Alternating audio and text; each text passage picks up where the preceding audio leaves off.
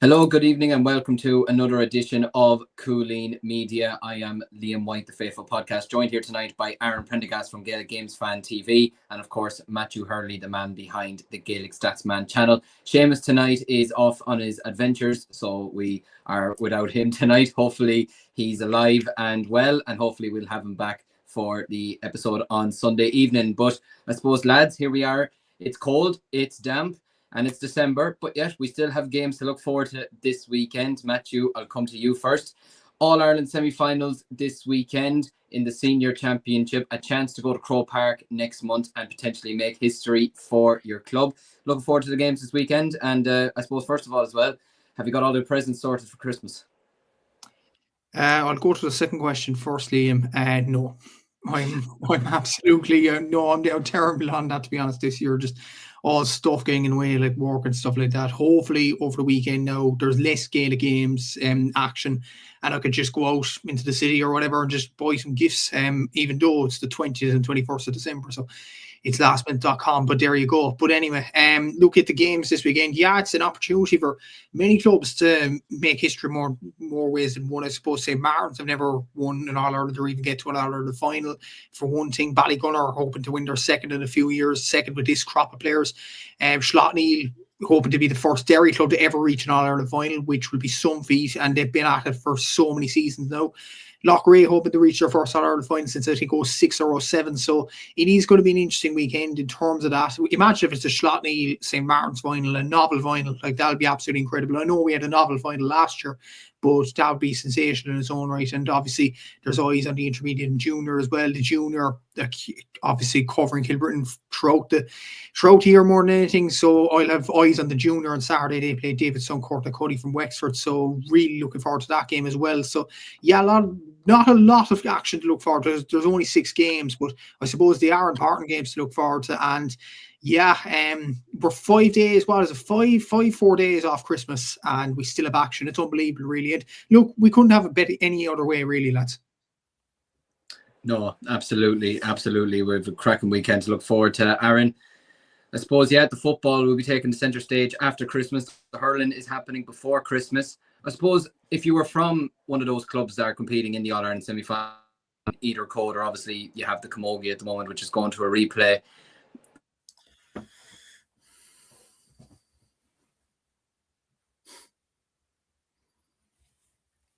Should we guess what he was going to say?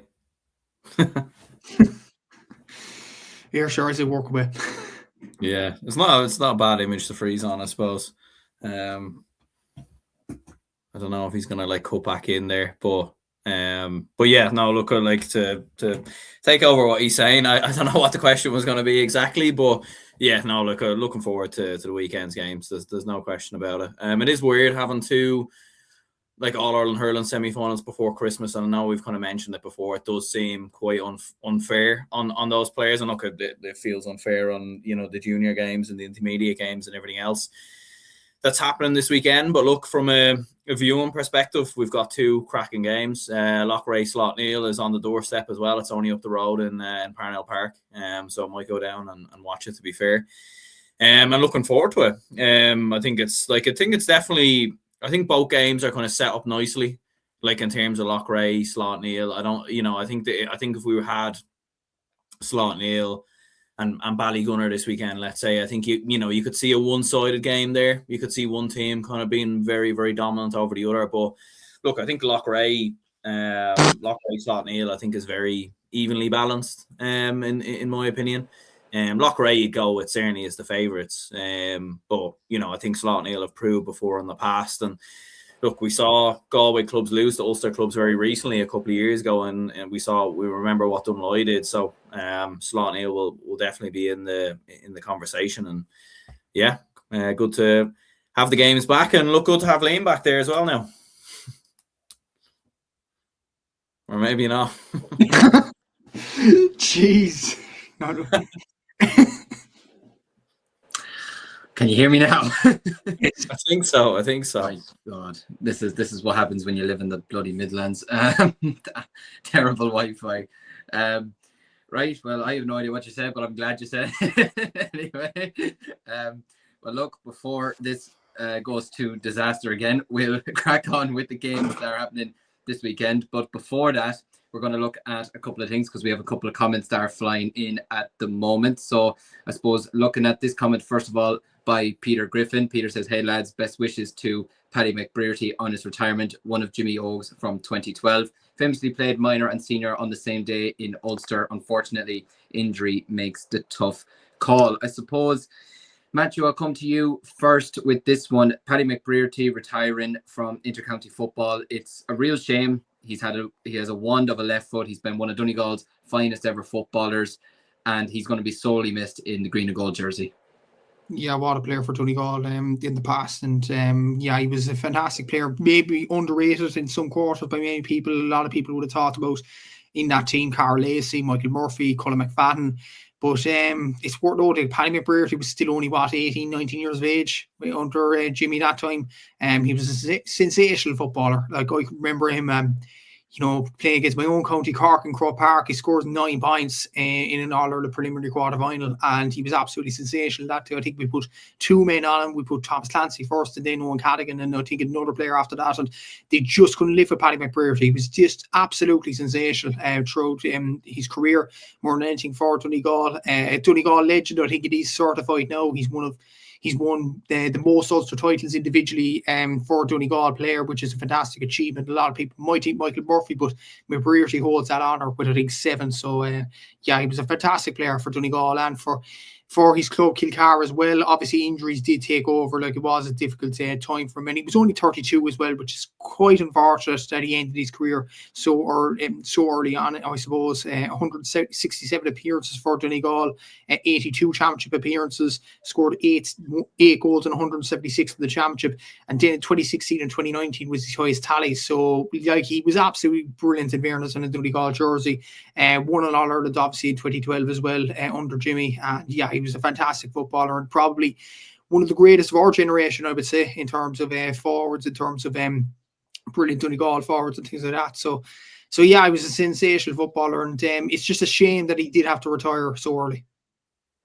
Yeah, absolutely. No, he's genuinely been one of my favourite footballers to watch from the Donegal team over the years. Certainly a player that might have the same, probably maybe in a way won't have the same legacy maybe as Michael Murphy potentially, but at the same time has done so much for Donegal football, won multiple Ulster titles, and yeah, he's just an absolute wand of a left foot. So the very best of luck to him on his retirement. Aaron, if you want to give a quick word to him, and as well as this man as well, Niall Kelly is retiring too from Kildare after, I would say, over a 10-year period. A great career for him. Obviously, very good tie player as well.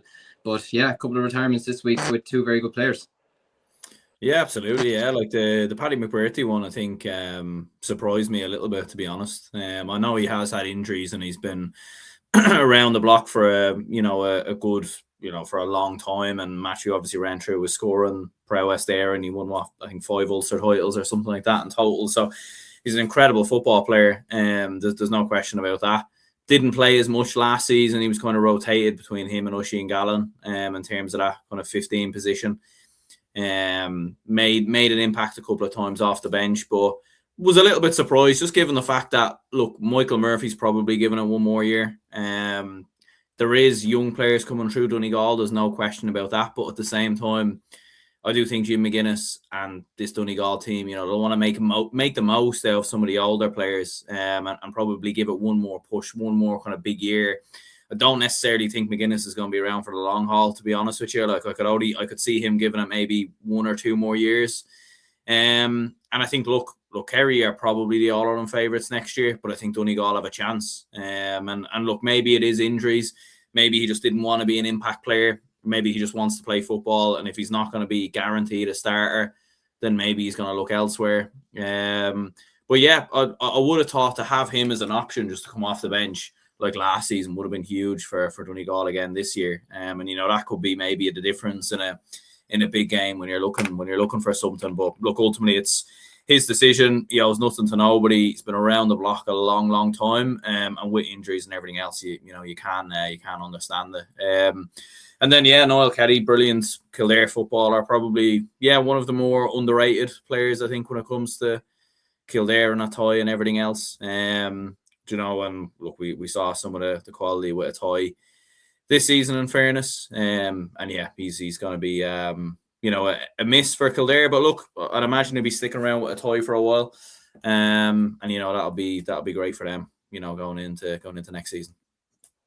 Absolutely, it will. Just flying through some of the comments, it's great to see Peter Griffin in here as he is every single week. Good to see you, Peter, throwing in the comments. A couple of interesting ones there regarding some of the meetings that were being held during the week between the GDA, the Camogie Association and the LGFA in the Oireachtas, looking at potential integration into the future and looking at the spending that was done by certain counties over the year as well, reading there Galway 2.3 million and all that. And I know after GDA spent a lot of money, and I can imagine Cork and Dublin have probably spent a lot of money. I suppose, Matthew, looking at from an integration perspective, can we see this happening potentially over the next couple of years? And in terms of spending from a county setup perspective, I mean, it's an amateur sport, but it's so professionally run now that when you read these types of figures in the millions or whatever, it's absolutely insane.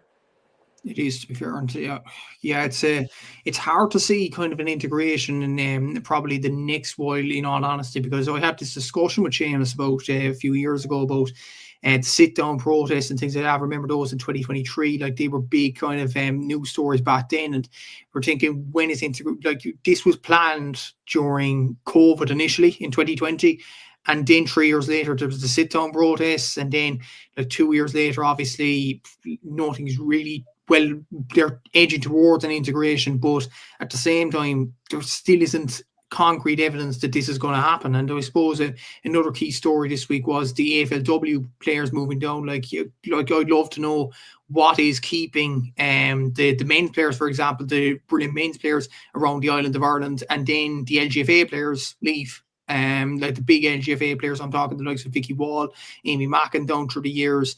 Obviously, recently enough, Sarah Wall from Meath, like Aoife Horst, like these are big players in the LGFA. And I'd wonder, why are they stepping away from the game in LGFA at inter-county level? Whereas when you look at the men's game, the likes of David Clifford, the likes of Con O'Callaghan, the likes of these brilliant players are still sticking around. They're not they're not enticed by any contracts down under. So I'd wonder what is kind of the differentiation there. But yeah, the sooner it does happen, the better. Like there's been stories even with the ladies' games over the week, like even not just the AFLW, even Big Hoppinger, who was a brilliant dual player down through the years. She's confirmed in the last week to Ciara McCarthy for the Southern Star that she won't be doing dual next year. She'll be only concentrating on camogie. She didn't want to make that decision, but she was kind of forced into the hand because like, the LGFA and the Camogie Association just wouldn't work together in terms of organising fixtures. What an integration would do in those instances then, because you look at the hurling and the football, they're kind of evenly spread out per county. Like Cork footballers play one weekend, Cork hurlers play another weekend, and it's just common sense coming across the board. With the Camogie Association and the LGFA, it's not the same. They're different organisations.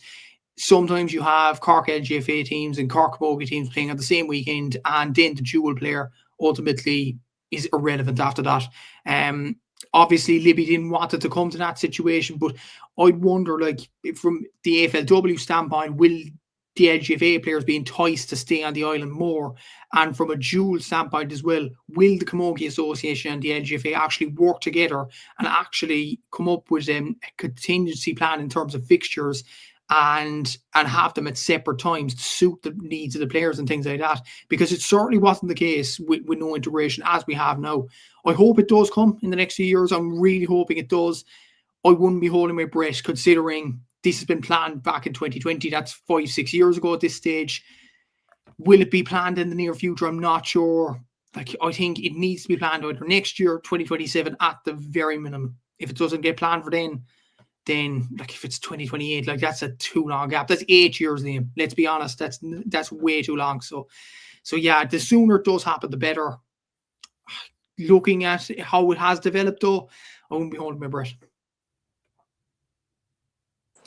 Yeah, it's really hard to know at the moment, and it's probably something that I can't really see happening over the next couple of years, to be honest with you. I think there's a lot of work and there's a lot of discussions that need to be held, and a lot of people that be trying to get on the right side of each other. And like you mentioned there, especially with putting games on the same weekends that involve LGFA players and Camogie players having to choose between one or the other. Like, that's not fair. Like you mentioned there, in club championships and in inter-county championships as well, you have your examples, your Corks, your Dublins, your Offaly's, just with the three of us on here. They'll all be playing on separate weekends. They'll all be playing on different weekends, different venues, and it's all, it's all made in the right way. Whereas with the camogie and LGFA, a lot of time it just feels like it's all up in the air. So look, hopefully over the next couple of years, or just soon anyways, they can come to some kind of an agreement, and maybe this can be integrated together, because at the end of the day, we're all one community. At the end of the day, we're all Gaelic Games, and that's the way it should be seen. I suppose, looking at this comment I found interesting from Peter Griffin, again, I'm going to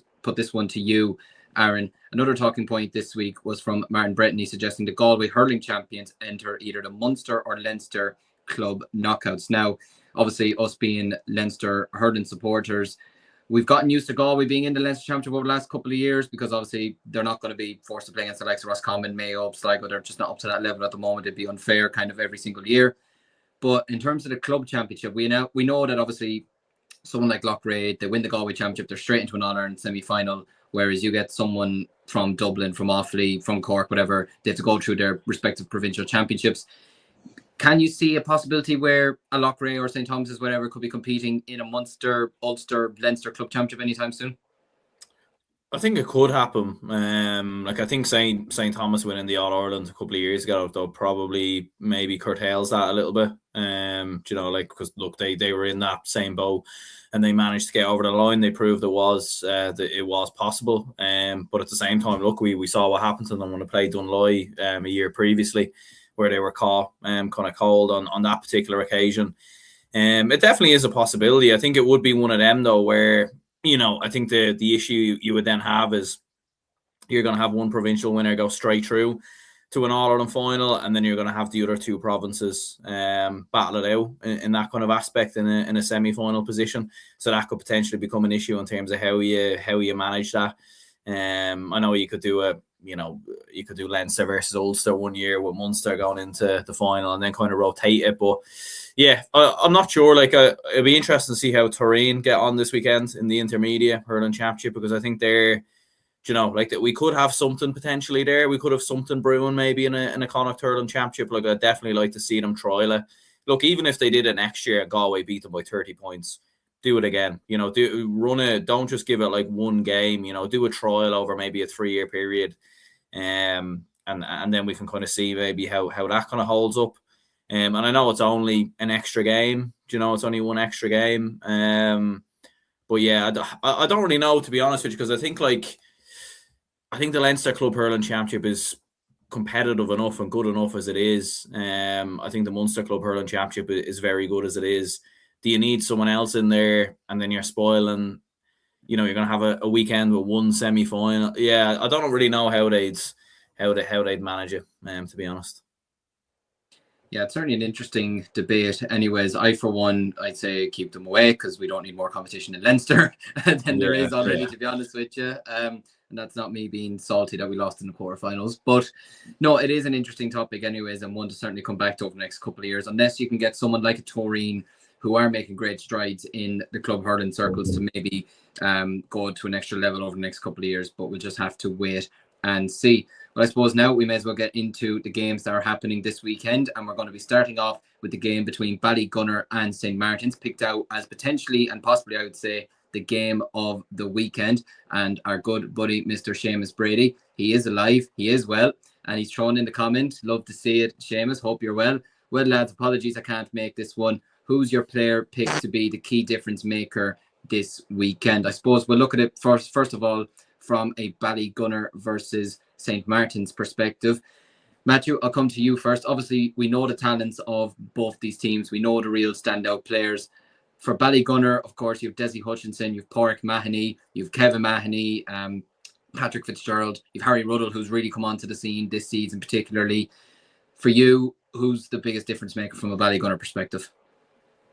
To me, I think Peter Hogan probably is this season, and a lot of people point towards Desi Hutchinson being absolutely sensational. In fairness, we'll bring up the scoring tallies in a sec. He's absolutely sensational throughout the whole season. But I think Peter Hogan, around the middle of the park, he's probably influence on games, the way he sets up scores, the way he gets involved in rucks. As well as that, he scored a lot from play, I think. I think he's been very, very good, and he's been probably the difference maker. He's the guy that kind of makes Ballygunner tick. And obviously, SARS came up against him in the Munster semi-final. Obviously, Ballygunner were the better team on the day. But he was sensational, really. I thought he was controlling the tempo of the game in many ways. And he was in many other games as well. The likes of the Pearshire game, the likes of the Aero game. And yeah, I think he'd be an absolute huge player as well. I think Philomani, the thing is, like, if you punt balls long into the throat of Philomani, he's going to claim him all day, every day. He's a very good centre back. Stephen O'Keefe as well, the way he kind of uses his possession very, very well. I think he's definitely a difference maker in many ways. I think Harry Ruddle, I agree with you, Liam. I think he's been very good from wing back. Probably the most improved player from a Ballygunner point of view this season. Kevin Mahoney, always underrated. Patrick Fitzgerald as well, is capable of a few scores here and there. And I think a difference maker in terms of maybe a different way, probably Pádraig Mahoney if he is fit, because Ballygunner have a free taker that you know is going to get 10 out of 10, 9 out of 10 every single game. Whereas some other club teams may not have that. I know that Martins have Rory O'Connor and Jack O'Connor, and they are very good free takers in their own right. But I think with Pádraig Mahoney, he's a huge difference maker for Ballygunner in terms of his free taking. But to pick one difference maker from a Ballygunner point of view, I'd have to go for Peter Hogan, considering his performances this season, the way he kind of dictates the play for Ballygunner. Absolutely. He's had an unbelievable season. We're going to pull up the scores from the Ballygunner perspective, first of all, just focusing on them. And it's fair to say they've had their good range of scores this season, none more so than Mr. Hutchinson himself. I suppose, Aaron, 970 in the championship is just absolutely outrageous scoring. And when you look at it, only 27 frees overall, the 26 frees plus the 165. So overall, he has still scored 9 goals, and correct me if I'm wrong with the maths, and 43 points from play across the entire championship, which is just absolutely incredible. You've Pádraig Mahoney, who's got 34 points this season, 7 points from play. Peter Hogan, as Matthew was mentioning, 2 goals and 22 points, all coming from play. Kevin Mahoney, 2 goals and 21 points from play. Patrick Fitzgerald, 318, etc., etc. Like, those are some outrageous scores to be getting in the championship. We talked about St. Finbarr's firepower last weekend in the Camogie Championship, and then you look at Ballygunner scores, it's equally as impressive, and especially with the score lines that they've been putting up over the last couple of games as well in the Munster Championship. Yeah, it is, and especially with Desi Hutchinson, he's been a freak of nature really for Ballygunner, and really over the last couple of years he's been extraordinary. Like I've said it before, I think he does get a lot of praise and everything else, but I think his skillfulness on the ball and the way he moves on the ball, the way he can beat players and just create that little shade of space that other players can't find, I think for me is what makes him on his day one of the best forwards in the country. We probably haven't seen that with Waterford maybe over the last couple of years for whatever reason, but when he has that Ballygunner shirt on, he's next level, and he's unmarkable on his day. Owen Cuddihy, scoring 417 from play, probably not a player that maybe gets mentioned in, I think we look at Desi Hutchinson, we look at Pat Fitzgerald, we look at Pádraig Mahoney, Matthews mentioned Peter Hogan. Owen Cuddihy doesn't really get put in that same bracket as well, but yeah, he scored 417 from play, 425 overall. I'd agree with that comment as well from Peter. I think Stephen O'Keefe's been excellent as well, on his puck outs. He's been absolutely brilliant. In particular, against SARS, I thought he was outstanding that day. In terms of his puck out. So yeah, it's an interesting one. It's hard to see against Ballygunner. I know we'll get on to St. Martin's now. But with the form that Martins are coming in, I think that's what makes this really, really interesting.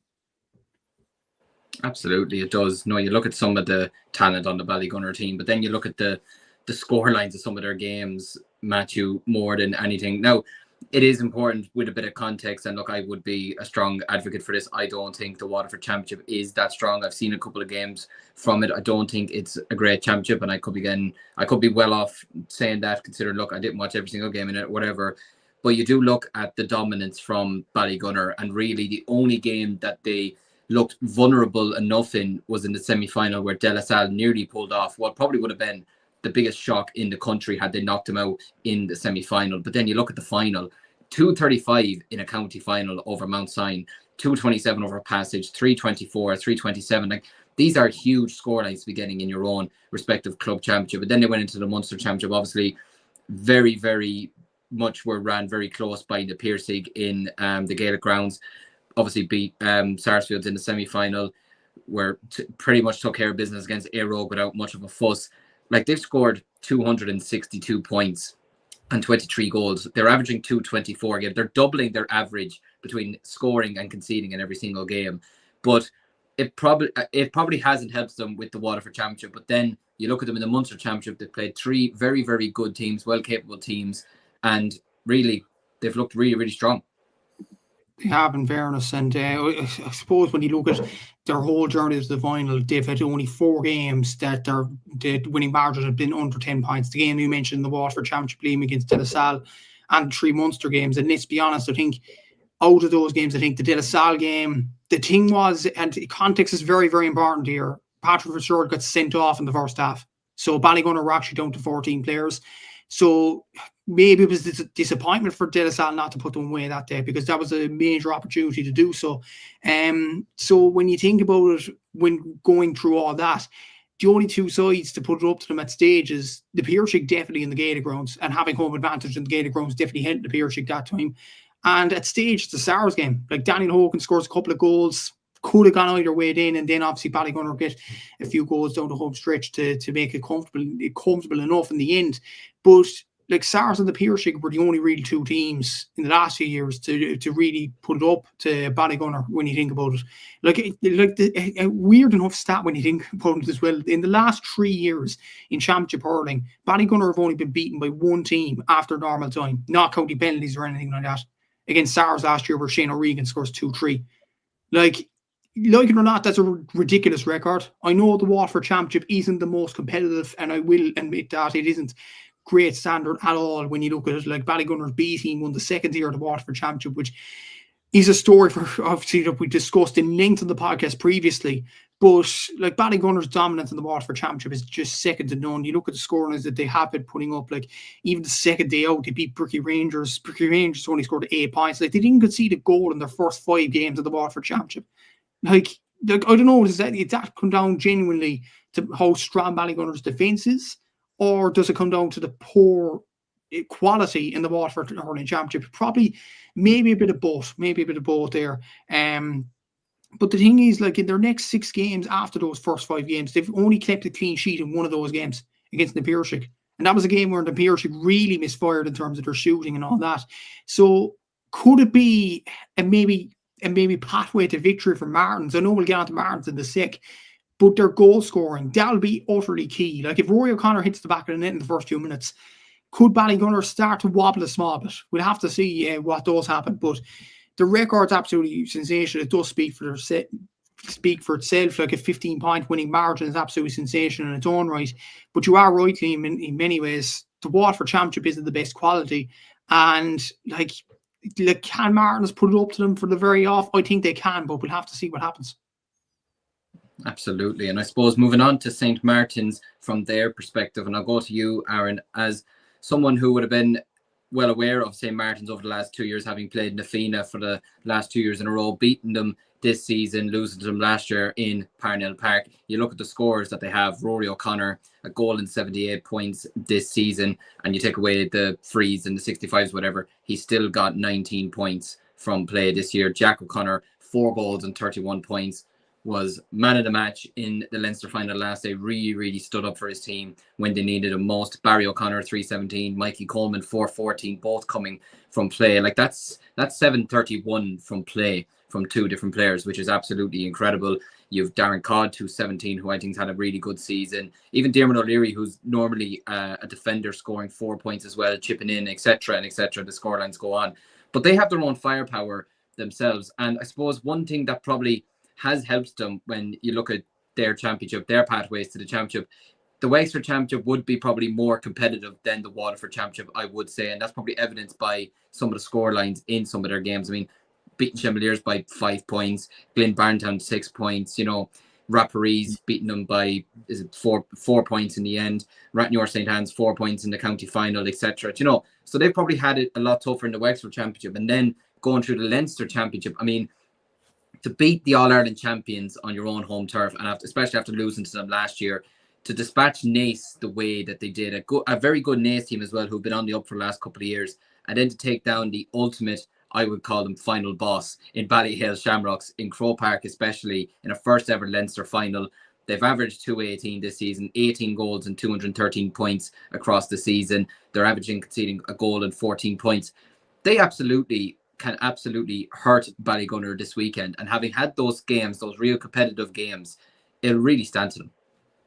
Absolutely, it will be. Yeah, like I mean, the momentum that they're coming in with is huge. And the O'Connors have been like outrageous this year. And even Barry O'Connor that you were mentioning there as well, like scoring 317. But yeah, I think what's improved mainly is they've a lot more firepower now across the pitch. I don't think they're just because even watch them, maybe not necessarily last season against Nafina, but in previous kind of big games and everything else, there was that big gap in Wexford where they kind of had the championship a little bit earlier, but it did seem like there was maybe a bit of an over-reliance on the O'Connors a little bit, but I think this year you're seeing a lot more. I think Darren Codd has been very underrated this season. We mentioned like Peter Hogan being the man who kind of ticks Ballygunner. I think he's nearly been kind of the same player in many ways. And then you've Luke Kavanagh, who's been very impressive as well. So a lot of kind of scoring like firepower across the pitch, and to take down Nafina the way that they did, they haven't showed anyone too much respect. Do you know what I mean? Like they've come for teams, they've been after teams, they've been pressing high. They've been aggressive in the tackle and winning the ball back. And it was the same as well against Ballyhale. And even like physically and in terms of fitness and everything like that, like they're more than a match for these teams, if not even better. So it will be interesting. Look, they've had a lot of intense games before this Ballygunner game. Ballygunner would probably, as we know, a lot more used to these kind of matches and everything else. Martins have been on an incredible run. You feel like if this game is in the balance, the Gunners probably would have a little bit more being able to shade it. But look, if St. Martin's can get a run on Ballygunner, and if they can catch them on an off day, there's definitely a chance there, and there's definitely an opportunity. So, I think it will make it a very, very interesting game. Of course, I decided to cough the moment I meant to go to speak, but I think it is something that will. Jesus Christ. I think it is something that it will. It's not going well today. Jesus, who let me be a host? But no, I think it is something that probably will stand to them. I think you're absolutely right. Like they've had, you look at the games that they've had, like Nafina and Ballyhale. Nafina team who won the All-Ireland last year, they're 3 in a row now in Dublin. Ballyhale, we know the talent that they have. We know the pedigree that they have as well. And yet they went out and they showed absolutely no fear against them. They weren't startled by Croke Park or anything like that. And I suppose, Aaron, just from this perspective, they're the underdogs this weekend. And a lot of the time, St. Martin's this season have nearly been underdogs, I feel, in every game, probably bar Naas since winning the Wexford Championship. And it's nearly suited them down to the ground. And it might very well suit them again this weekend. 100%, yeah. Like they've kind of relished that underdog tag. Do you know what I mean? Like they've very much kind of embraced it and everything else. And like a lot of people written them off against Nafina. I thought Nafina would have enough and kind of come back and everything else after narrowly coming through Luke and Sarsfields when they weren't great in that game either, Nafina. But I thought, they kind of learned their lesson and they kind of be back on it. But no, they've been outstanding. They've been really, really strong. And I don't think you would say any of the games have been fluky wins or, like anything kind of that nature. Like I think even like against Nafina, they probably could have won that game by more. Against Ballyhale, like it was neck and neck in different stages, but I think St. Martin's, were by far the better side. And same against Naas as well. I think matchup wise, it's going to be very, very interesting. It's going to be interesting to see how Martins can try and curtail Stephen O'Keefe's influence from puckouts. How do you stop Desi Hutchinson? At the same time, how do Ballygunner stop the O'Connors? So I think the main thing, like we'd hope for, obviously with it being wintry conditions and everything else, we get the game that this deserves. Because I think if this is played in summery conditions, like this could be a game of the year. Like this could be a game we could be speaking about for a long time. But obviously in these conditions, sometimes teams can be nervy and everything else. There's a lot on the line. But yeah, no. Look. Hopefully conditions can hold off, and we'll have a bit of a cracker. Absolutely. Well, look, it's going to be very interesting. Sorry, go ahead. No, I was just going to fill in for yourself there. Sorry, I'm all over the place this evening. No, go ahead if you want to speak, Matthew. Or no, I was going to say, like Aaron mentioned, the wintry conditions there. It could have been game of the year without the wintry conditions, but there was those sort of conditions for Ballygunner against St. Martin's or St. Thomas's, and that was game of the year. What was it, 2 years ago? Yeah. So you never know. Absolutely. Well, if we're going to go with our predictions for this weekend, lads, Ballygunner versus St. Martin's to reach the All-Ireland final. Are we going to see Ballygunner making it to another All-Ireland final, their first one since 22, or are St. Martin's going to cause what would potentially be the biggest shock of the year? Although I wouldn't consider it a shock if they won this weekend, but just from the perspective of the expectations of Ballygunner. Matthew, Ballygunner, St. Martin's, who are you tossing it to? But just had to peep at the comments there, and I actually agree with most of them. The pressure is on Ballygunner for this game. Like when you look at the way they've put away their opposition in recent years, the way they've won their games. Obviously, they've only lost one game after normal time in the past 3 seasons. Like when you look at those figures and to have one All-Ireland title, it's not a very good stat to put up from a Ballygunner point of view. Whereas with Martins, they're under no pressure at all. No one's expecting anything out of them. And as well as that, with the Defina game and with the Ballyhale game, they relish the underdogs tag. I do agree with Peter as well in the comments. They need the first goal. If they get the first goal in the game, I think they could cause somewhat of a shock. I'd agree with you, Liam. I wouldn't consider it a total shock because Martins are a very good side. I'm going to say Ballygunner will edge it slightly, but it's going to be a very, very tight game to call. But I'd agree, the pressure is on Ballygunner this weekend. If they don't win this weekend, is this a failed generation of Ballygunner hurlers, do you think? I wouldn't say it's... Yeah, I wouldn't go as far as saying it's a failed generation, but I certainly think it's a... What's the word? Like an underwhelming. Yeah. I think just from the perspective of, listen, winning, is it 4? They've won 4 Munsters in the last 10, 15 years, is it? Or have they won 5 now? I know they won the 3 in a row. They've won the one recently as well.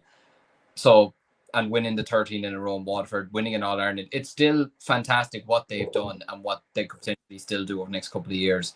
But I just think if you're a team that's this dominant, I wouldn't think, I kind of in a way link it to sort of Tipperary throughout the 2010s. Okay, they won the All-Ireland in 10, 16 and 19. But I feel like they left some All-Irelands behind them. They left 2009 behind them. Could say they left 2011 behind them to a degree. They left 2014 behind them. You know, Ballygunner kind of remind me of that. While they've won the provincial titles or whatever, won a few National League titles or whatever, they didn't win the big ones maybe as often as they probably should have. And that's probably my perspective of Ballygunner. But I don't know, Aaron, whether you agree with that or... No, yeah, I wouldn't say they're like a failed generation of, you know, players or anything like that. I'd probably agree more with you, Liam. Like I think it's one of them where, like, when you look at Tipperary in the 2010s, they probably should have been the team of the decade. You could argue maybe they still were. You know, you can definitely still make that argument, but I don't think you can say it definitively. Do you know what I mean? With Kilkenny maybe, you know, at the start, and obviously Limerick towards the end.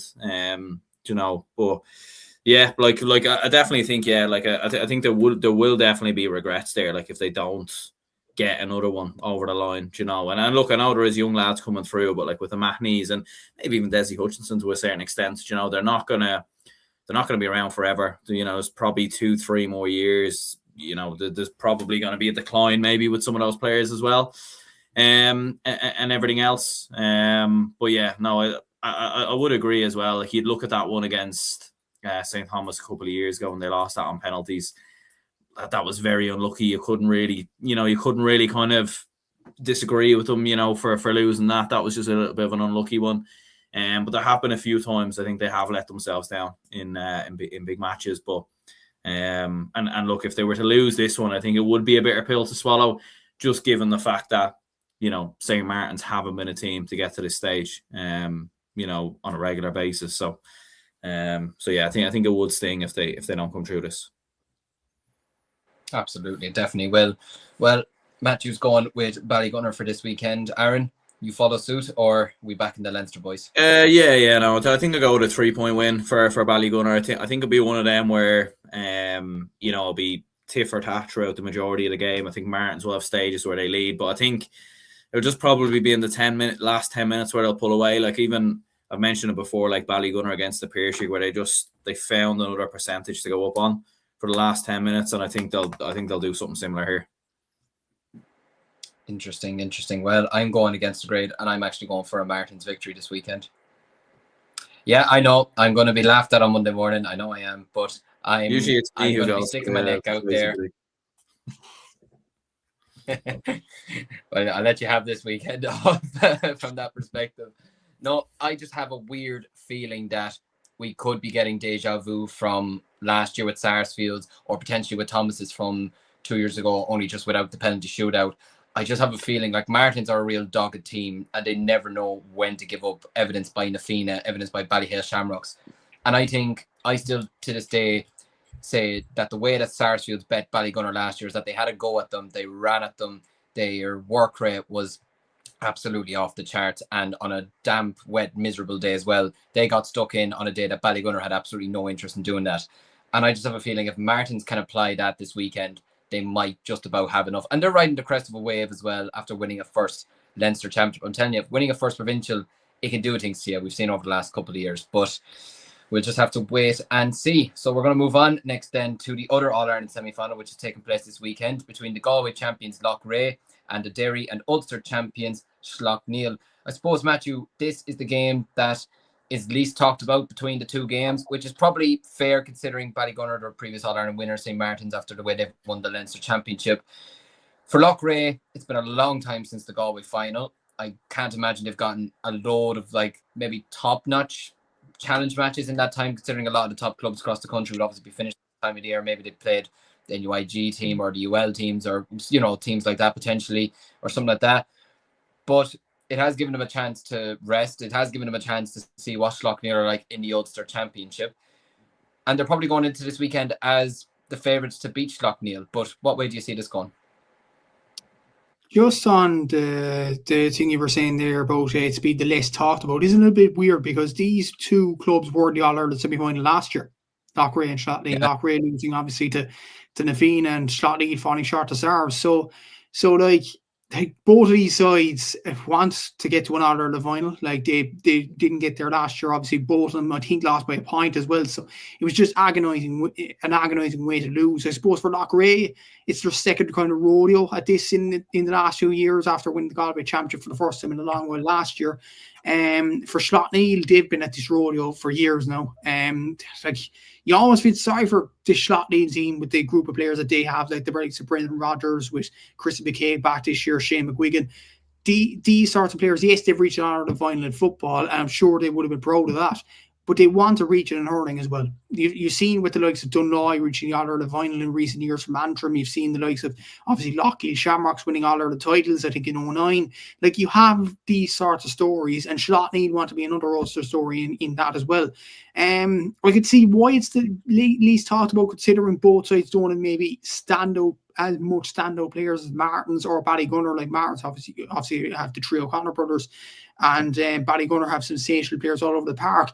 Loughrea, we'll break the scores now in a sec, but Loughrea, other than probably Tiernan Cúilín and possibly Anthony Burns, they don't have much firepower there, which could be a concern for them down the line. Slaughtneil, yes, they have firepower with the likes of Brendan Rodgers, his scoring tallies, the Chrissy McKaigs and all that. But the asterisk next to it, you look at the sides that they have been playing. They've been playing Derry sides, which they've dominated that championship for years now. And the Ulster Championship, you look at the game against St. John's in the Ulster final, did Slaughtneil get much of a test? I don't think so. They won the game by 13 points, and St. John's got a player to score 9 points out of their possible 10. So that wasn't really much of a test. I think St. John's only scored 2 or 3 points from play on the day as well. So that wasn't the test that Slaughtneil would have wanted.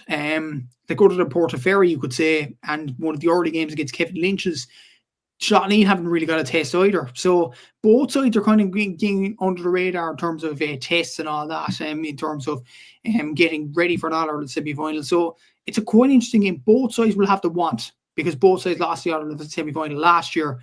Would they have the quality to reach the final? I think there could be a few nerves, there could be a few jitters in this game. It could be a bit nervy. It's a very difficult game to call, though. I wouldn't say Loughrea are overwhelming favourites, considering the way Slaughtneil have reached all of the semi-finals in the past, but it should be a tight game. Absolutely, it should be. I suppose looking at Loughrea's scores, first of all, like you alluded there to, Matthew, I mean, Tiernan Cúilín has been the real standout scorer for them this year. 42 points overall, with 29 of those points coming from placed balls, from frees, and 1 coming from a 65. So overall, he's got 12 points from play. You mentioned Anthony Burns, who was bursting, pardon the pun, onto the scene for Galway earlier this year. Remember the goal he got against Clare in the Alliance League as well, which I believe was also nominated as one of the goals of the year nominees for TG Gahar this year. You have Darren Shaughnessy as well, who's a very, very good player as well on his day. 3 goals and 9 points. Shane Morgan getting 17 points, with 15 of those coming from frees and 2 from 65s. Martin McManus with 210, etc. And the list goes on. And looking at their games, like you mentioned there, the Galway Championship, yeah, I mean, their first game out was a very competitive game. Crockwell, they've had a competitive game. And then kind of from there, Clarenbridge pushed them close enough. Turlockmore, only 5 points in it, which in hurling, to be fair, isn't much, but it still looks somewhat convincing. And then they had that brilliant victory over St. Thomas's in that Galway final for the second year in a row. They're the Galway hurling champions.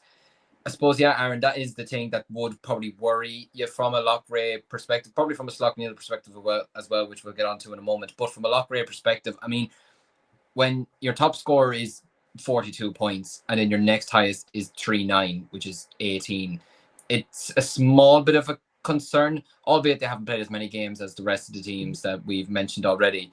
But Loughrea will probably want to need other players to step up this weekend, especially if Tiernan Cúilín frees aren't going well, or if he's not in form or whatever, because they're going to have one eye on him throughout this game.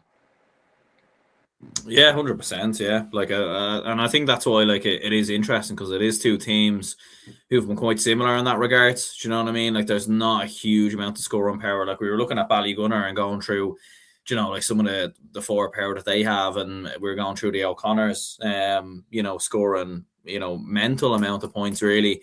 And that's why I think it with Loughrea Slaughtneil, I think I think this weekend, if we had Loughrea versus Ballygunner, I think a lot of us would think Ballygunner would win it quite comfortably. I think the same if they were playing Slaughtneil and everything else. So that's why I think it is two very balanced games, which could potentially lean it to being a quite heavily favoured final. You know, depending on how this goes. But yeah, there isn't a huge amount of forward power there for Loughrea. Like, I do think Anthony Burns has probably been their best player this season. Like, his forward power, explosiveness has been brilliant. And even you were highlighting that goal he scored against Clare. But yeah, like, I think defensively they've been strong as well in moments. They've been quite good in regards to that. But yeah, I would probably favour Loughrea at this moment in time, but it is there for Slaughtneil. There's no doubt about it. Absolutely, it is. Absolutely, it is. We're looking at the Slaughtneil scores and their paths to the final as we speak. Shea Cassidy scoring 2 goals and 56 points, with 32 of those coming from frees and 3 points coming from 65s. So overall, he's got 2 goals and 21 points this season coming from play, which is still very, very impressive. You've Cormac O'Doherty, who's one of the finest hurlers in Ulster, and I would even say even in the country as well, to be honest with you. Very, very underrated player. 29 points this season, 16 coming from free, so 13 from play. Then you have Brendan Rodgers and Shane McGuiggins and Christy McHiggs, who are just some of the best dual players in the country, particularly Brendan Rodgers and Shane McGuigan. I mean, you look at that, 222 from play this season for Rodgers, 13 points for McGuigan. You have Shane McGuigan getting 5 points as well, and the list goes on from there. And then you look at their path to the final. I suppose, yeah, it is. You do look at the Derry Championship. They've won it so many times in a row. I believe it's 13 times in a row that they've won the Derry Championship now. And like you mentioned there, Matthew, I believe a few moments ago, Kevin Lynch has probably gave them their closest battle in the championship. You look at the rest of the games, I mean, 23-point wins, 11-point wins, 11-point win, and I believe that's a 20-point win in the county final, if my maths is right. Like, you would probably look at this and say that the Ulster semi-final against Portaferry was probably the only game that somewhat benefited them from a real competitiveness perspective, because I would agree with you. I don't think the Ulster final was anything special or anything like that. Look, it was tough on St. John's, obviously, if, being in the final, whatever, it was still a great achievement for them to be there. But they disposed of them very, very comfortably over the course of that 60 minutes, and it really wasn't a great game of hurling to watch. But as we saw last year with Slaughtneil, they pushed Sarsfields all the way in the All-Ireland semi-final, very, very nearly reached the All-Ireland final. Like, this is the fact that we nearly had Loughrea, Slaughtneil in the All-Ireland final last year, literally 2 pucks of a ball from, we would have had a very different final last year compared to what we did have in the end. But it's probably no benefit in a way to Slaughtneil, probably similar enough to Ballygunner, that they've kind of been sweeping the Derry Championship away with relative ease. And then even in the Ulster Championship, their only real competitive game, you would say to a degree, was their semi-final. Does that help them this weekend?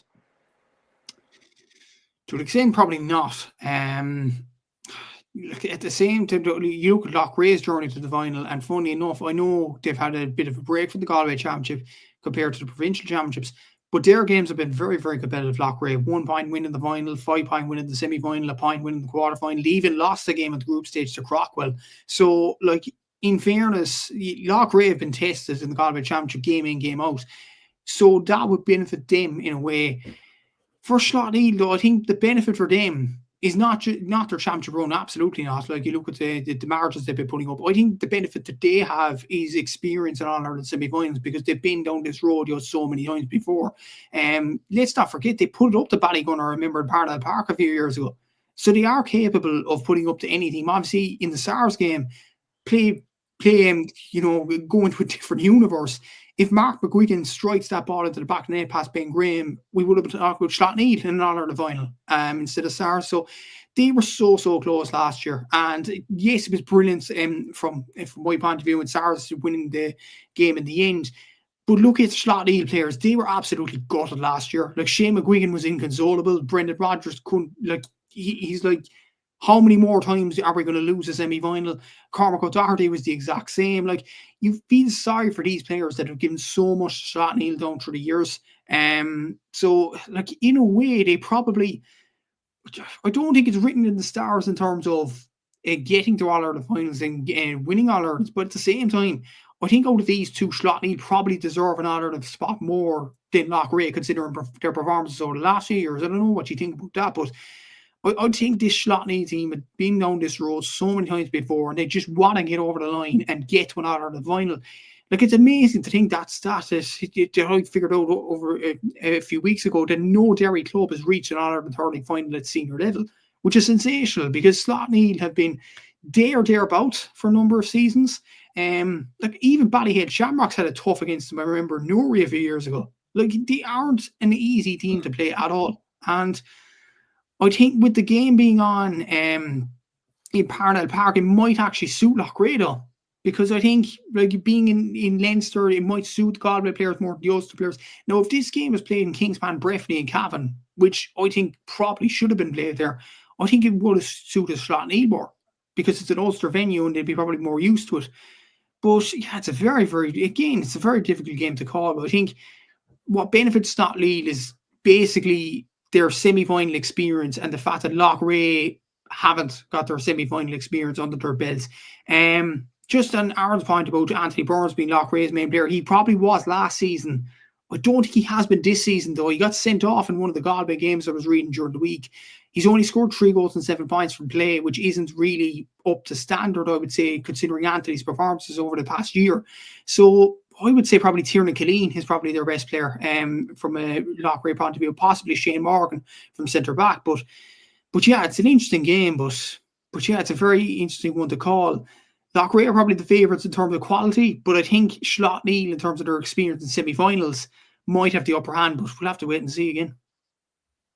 Yeah, absolutely. No, and I'm actually really looking forward to this game, and especially the fact that maybe to the degree that has gone somewhat under the radar, given the Ballygunner Martins game is on after it, I think this could be a really interesting, tight battle, and especially being in Parnell Park, it's a bit of a tight pitch as well. It will actually be proper winter hurling, I feel, and it might not be the highest scoring of games, but sometimes the most entertaining of games could be the ones where both teams are just absolutely dogging at it, going at it from the very, very start.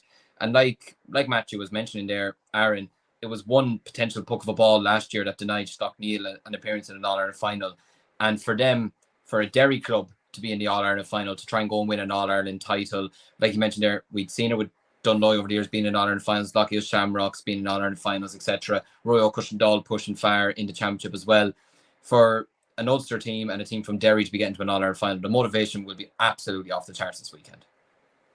Yeah, absolutely. Like, and I think as well, like, yeah, I think it definitely could be a real dogfight. I think, you know, this game. I think like maybe with Ballygunner and Martins, like that'll be where the skill is on show and the class is on show and everything else. Where I think this one might be a bit more of a, you know, like an old-fashioned kind of slugfest. A little bit at times. There's obviously a huge amount on the line for either one of these two clubs. But yeah, no, I do agree with the point as well. Like Matthew was making about Slaughtneil. Like I think, you know, they've been in these semi-finals so many times.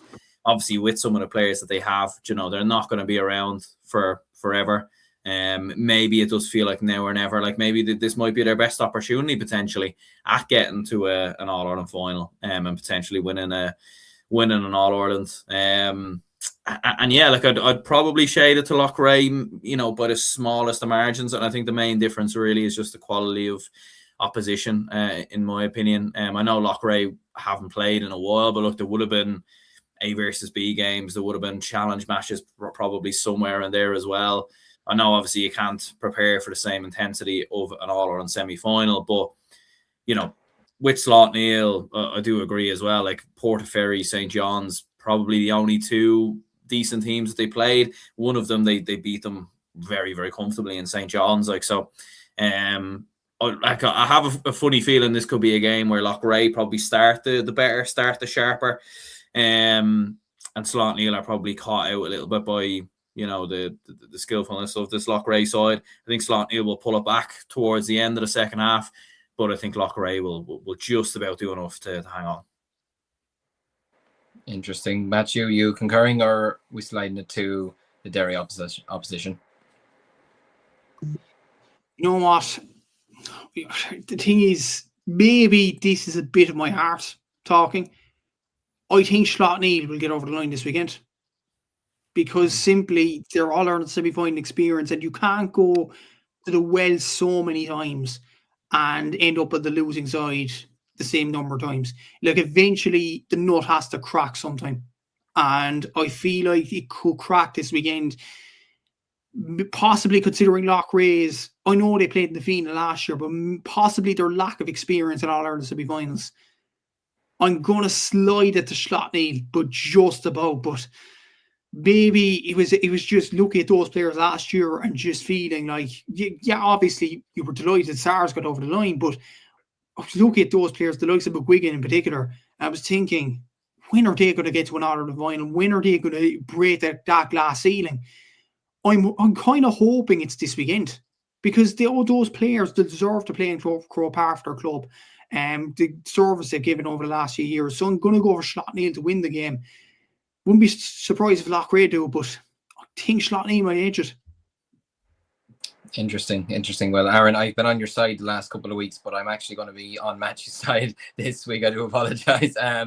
I have a feeling Slaughtneil are going to do it as well. And I just think, mainly because I just think with Loughrea not having played for a long time, I don't think it benefits them at all. Yes, Slaughtneil's Ulster final wasn't the best of games, whatever, but it was still a championship match, whereas Loughrea, like challenge matches can only do so much for you. And as well, there is that side of it of, now look, I still think Loughrea showed great potential last year. They probably should have beaten the Fianna, to be honest with you, in that semi-final. They probably have huge regrets over that as well. But I have a feeling this game will actually go to extra time, but Slaughtneil might just have the fitness to get themselves over the line in the end, maybe a goal in extra time or something like that. So I'm going to go for Slaughtneil versus St. Martin's. final, which would be interesting. Well, no matter who gets to the final this weekend, it's going to be a very interesting final in a couple of weeks' time in Croke Park, but we'll just have to wait and see. So that's the All-Ireland semi-finals from the senior level wrapped up. There are other games that are taking place this weekend, as we know, in both the junior and the intermediate championship. We'll look at the intermediate first of all. We'll just give a quick word to these. Éireog Carrickmore of Tyrone are taking on Toreen of Mayo. That's in Kingspan Breffni Park at 2 p.m. this Sunday.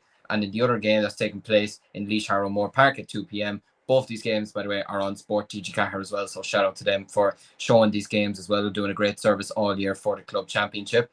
Upper Church Drumbain are taking on, from Tipperary, are taking on Kilkenny's Danesfort. I suppose, Aaron, for Danesfort, I mean, the way they won the Leinster Championship, the way Richie Hogan just came off the bench when he probably wasn't even supposed to be there and won them the championship was absolutely terrific. But it's interesting as well, and I think it's brilliant to be seeing Tyrone versus Mayo in an All-Ireland hurling semi-final. Never thought I'd see the day. The two of them obviously famously playing an All-Ireland football final in 2021 when I think it was just confirmed that Mayo are just cursed forever, that they'll never win a football All-Ireland, to be honest with you. But Toreen are a team that have been on the up the last couple of years. They were beaten All-Ireland finalists a couple of years ago, just narrowly losing out to Monaghan in that All-Ireland final in Croke Park. And if they can get themselves to another All-Ireland final and go up against one of a Tipperary or a Kilkenny team, it could do so much good for Mayo hurling. Yeah, absolutely, it could. Like we were kind of alluding to it earlier. Look, I think it's great, to be fair, to have a Tyrone team and a Mayo team in an All-Ireland semi-final. I know obviously it's not senior, but at the same time, it's great to see. And I think we want to see, counties rise in hurling. Mayo, Roscommon, Tyrone, Armagh, like all these counties, we want to see them kind of rise up. We've seen a little bit of in Leinster in recent seasons, Carlow, Kildare, these kind of teams kind of bursting up. And we want to see more of it, because ultimately we want to have the best, we want to have the best kind of sport and the best kind of competitive nature of the game that's possible. I wouldn't know a huge amount about the Tyrone champions, to be honest. Like I've seen a bit of terrain here and there, and obviously been following them over the last couple of years. I think Fergal Boland's involved, isn't he, with terrain? So they've got like a couple of Mayo footballers obviously involved there. And yeah, like I think look, it would be great to just have it's not often you probably have a Dublin man cheering for a Mayo representative, but I'd like to see them do it, to be fair, just mainly because I would like to see a bit of a, I wouldn't say a renaissance in hurling and Connacht, because it's probably never been there to begin with anyway. But it'd be nice to see the Mayo teams come up, the Roscommon teams come up, and maybe we could have a bit of a Connacht Club hurling championship. And then in terms of the other game, I do agree with I think Peter saying it there. Like Danesfort are looking very, very strong, and it's very hard to kind of look past them going into this weekend. Absolutely, yeah. No, I think Danesfort are looking fierce good at the moment. But at the same time, Upper Church Drumbain won a very competitive Munster championship as well. So they're definitely not a team to be sneered upon either. And looking at the junior championship, Matthew, I'll come to you with this, because there is a Cork interest in the semi-finals this weekend, with Kilbrittain of Cork taking on Davidstown Court Cuddy from Wexford. That game is taking place in Clonmel Commercials on Saturday at 1 p.m, also on Sport TG Cahir. And the other semi-final in the Junior Hurling Championship, again, Donegal versus Sligo. We absolutely love to see it. Burt from Donegal taking on Eastkey of Sligo from Father Tierney Park in Ballyshannon. That's at 1 p.m, also on Sport TG Cahir. Have you had a chance to see bits of Kilbrittain in Cork in the championship, or? I have, Liam, without a doubt, because I watched their final against Glen Rover's second team, and they were very, very impressive in it. A lot of very good players. Obviously, they beat Kyle Rossity in the Munster final, who, just for context for our listeners, have Padraig Fitzgerald, a Waterford senior intercounty player who scored a lot in the National Hurling League. And Kilbrittain got a guy, James Hurley, to mark him out of the game, and they were absolutely exceptional. They beat them 217 to 9 points. It was a very, very good win. And normally, I would say Kilbrittain, they're a West Cork team. They're from Carbery. They're from my home patch, I would say. And West Cork hurling wouldn't be considered high in Cork. It'd be East Cork, Emo Kelly direction. It'd be North Cork, all them areas of Cork. But Kilbrittain have kind of torn up the scripts in many ways. They've beaten some good sides this season, the likes of Ballygunner, the likes of Glen Rovers second team, and the likes of Knockderry from Limerick, and obviously Kyle Rossity in the Munster final from Waterford. They've beaten some very, very good sides, and they've proven what West Cork hurling can do if they put in the work. Like Kilbrittain have played 7 championship games. They've won every single one of them, which is a very, very good record. David Courtney, in comparison, I did a bit of research on them for a piece in the Southern Star this week, and I think they've lost the game in the Wexford Championship. They drew a game in the group stage. So what I would say, Kilbrittain have more of a winning mentality, I would say, than Davidstown, which is quite a positive there.